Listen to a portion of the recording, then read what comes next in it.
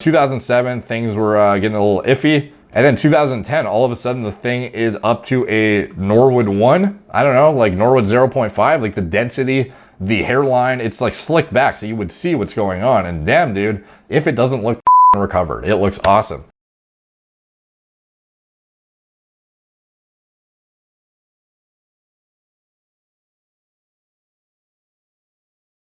What's up, guys? Derek, moreplaysmoreneeds.com. Today we're going to be talking about Bradley Cooper. So this is purportedly another one of these celebrities who hopped on the Propecia bandwagon. Not like in private, but it's not like these guys are going to go out of their way to tell everyone what drug regimens they're on.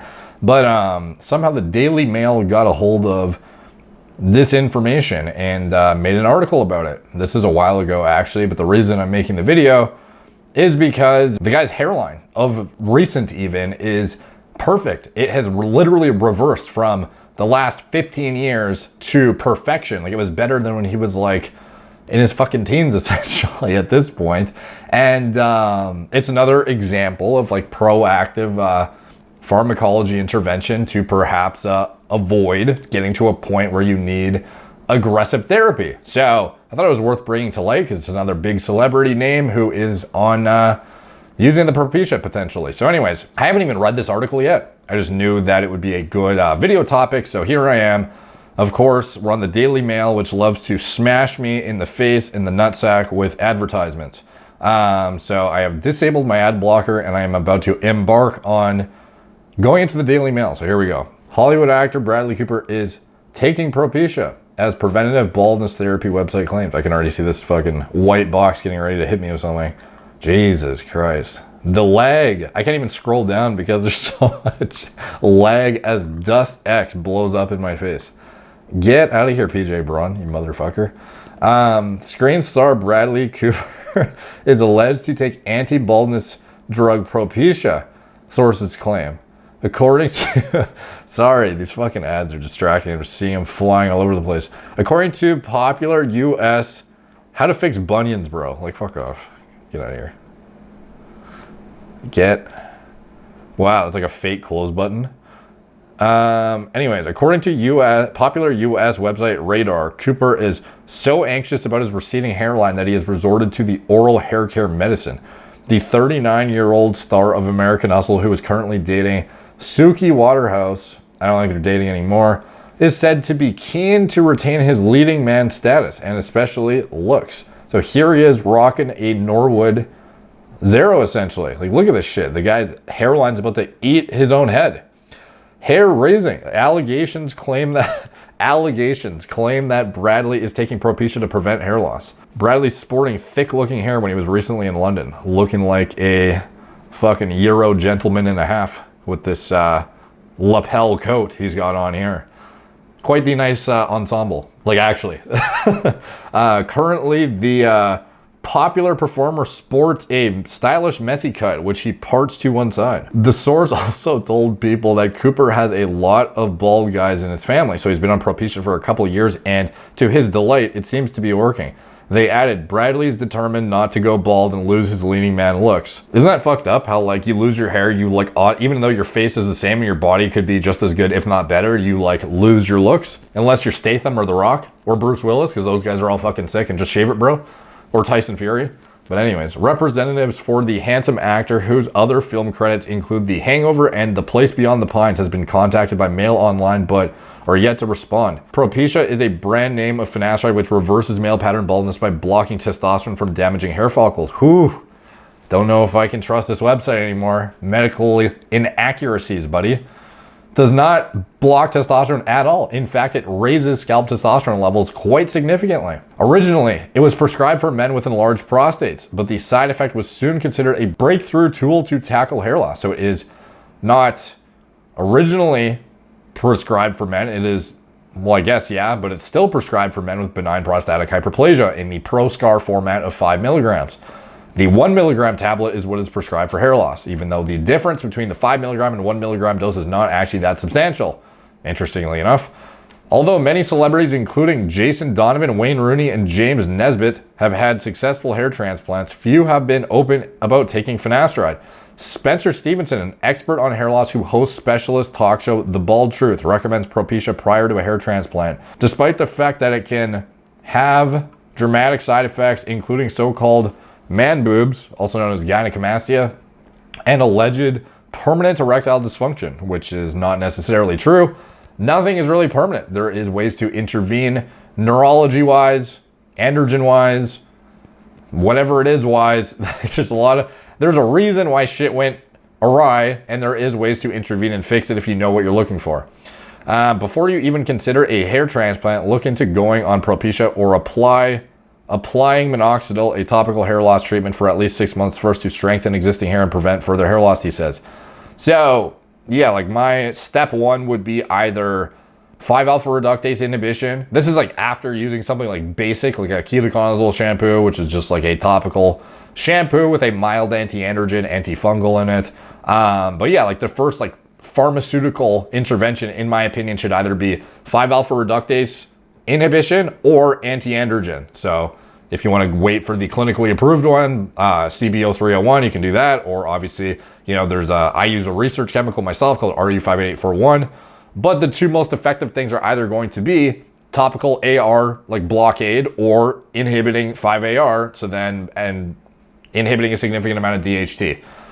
Both are going to accomplish similar things. However, an anti-androgen is more broad spectrum because it actually protects against testosterone as well as other androgens too, whereas finasteride just protects against DHT. However, DHT is the most problematic in that it has the highest binding affinity, the binding constant, the dissociation rate, everything about it is just like the most androgenic shitty hormone on your scalp that causes the majority of hair loss. And you can probably, you know, get away unscathed for quite a while if you have like not super aggressive hair loss genes by just using finasteride proactively before it gets to a point where you notice any hair loss. So it's a very, honestly, for like what you're doing to your hormone profile, it's pretty fucking well tolerated in my opinion. Like the percentage is very, very low chance-wise that you will have noticeable side effects.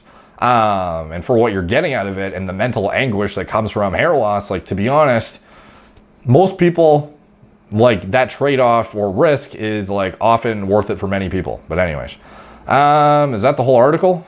Looks like it. So anyways, look at some of this shit on the side, dude. Goddamn. Canada Protein trying to get me to buy a fucking kettlebell, dude. No thanks. So this is the next article. All right, ad blockers disabled. Time to refresh it. So Bradley Cooper keeps it under his hat as he steps out with Suki Waterhouse amid claims he's undergoing preventative baldness therapy. Imagine you're going out to like eat with your girlfriend or something and the fucking reporters are chasing you down. They're like, "Are you on baldness meds?" He's probably just like, "Fuck off." After it was recently claimed he is worried about his receding hairline, Bradley Cooper kept his locks hidden under a baseball cap in New York on Thursday.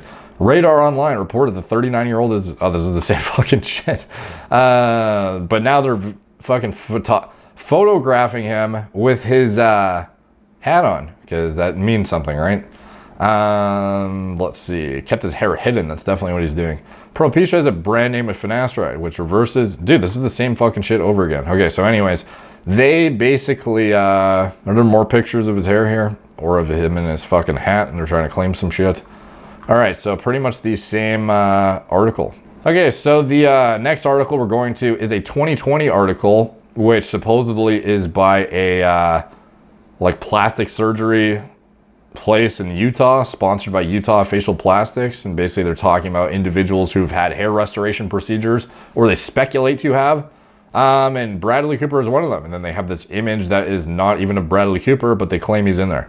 Bradley Cooper can add just about any film-related title to his resume: director, actor, producer, singer, songwriter, and the list goes on. He can also confidently say he has a great head of hair, thanks to a little help from a plastic surgeon. One UK doctor told The Mirror that Bradley Cooper was definitely among the many celebrities who have opted for hair transplant surgery. So I'm going to look at some of his pics now and check in the progress. So obviously when he starts, I'm not even going to go through his fucking toddler pictures. So here we go. He's in puberty at this point. This is his hair. Here he is with the hair slicked back, and this is what he looks like. This is not a flattering picture. Anyways, oh, here he is. Hair looking solid.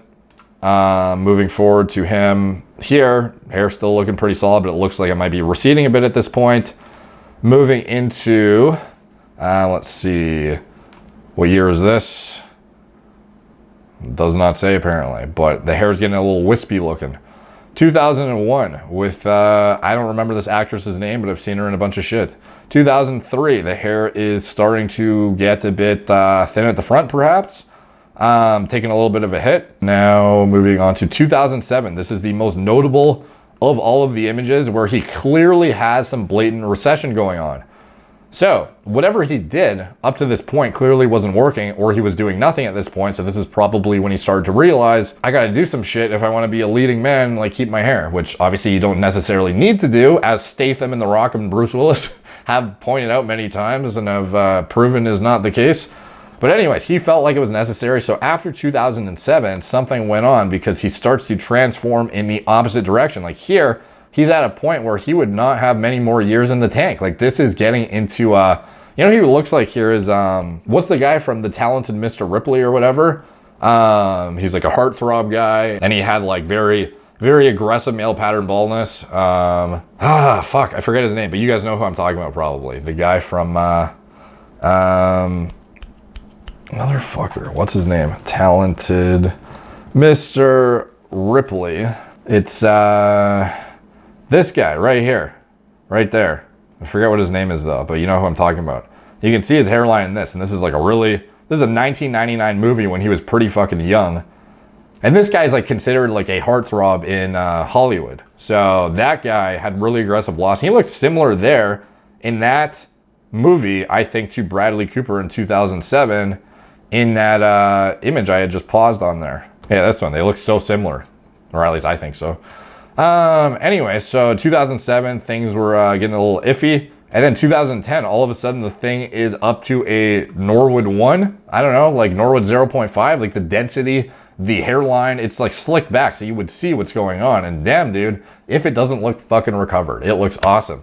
So 2010, he's like back to goddamn baseline pretty much. 2012, it's like straight across at this point. And he's 5 years older, keep in mind, whereas otherwise he would have been fucked. And now in 2014, look at this shit. This is like, it doesn't look even like possible, dude. Like it's straight. It's like a ruler, dude. Let's see, moving forward to 2016, the guy's hair is literally reversing fucking time and space. So anyways, this is him. When you type in Bradley Cooper hair loss on Google, you see an array of paparazzi shots and shit. And this is like one of the most notable ones. You see this from back in the day, and then now his hair is just oh, here's the dude. Forget what this guy's name is though. Yeah, I don't know. I'm sure somebody here knows who that is though. Anyway, that guy. So here he was back in 2007. This is Bradley Cooper again, blatantly on his way to like Norwood graveyard status. Like it's not bad. Like it's good. It looks good still. But I mean, like you can tell, like he's well on his way at this point. And then all of a sudden, things just fucking go to perfect, just out of nowhere. And he's been rocking a Norwood like zero for what seems like a while now. Like this is the Propecia article. Look how straight across that is. It's fucking unreal, dude. So, anyways. Did he take Propecia? Yeah, I'm sure he did. I think he also probably did a hair transplant. And I'm sure one of the things that came along with that was taking Propecia to prevent further loss, because it's not like you just get a transplant, you're good to go forever. You need some sort of prevention regimen in place to prevent your actual normal hair from continuing to miniaturize. It's not like you just put the transplanted hair on and then like the rest of them are just fine. Like you still need to protect yourself. So I think he probably did both. I think this is a pretty aggressive recovery for a guy who is this far gone. Like for diffuse thinners, it seems like interventions seem to have more like, I don't know, aggressive recoveries, whereas guys who have like really aggressive receding, it's a lot harder to make up ground in guys who are aggressively receding with 5-alpha reductase inhibitors. So for me, for him to go from this all the way back to this, I'm thinking transplant plus Propecia. So anyways, but would he have got here in the first place if he started Propecia off the bat? Maybe not. And that's sort of where being proactive comes into play. Because at the end of the day, it is way harder to make up ground than it is to prevent yourself from getting there in the first place.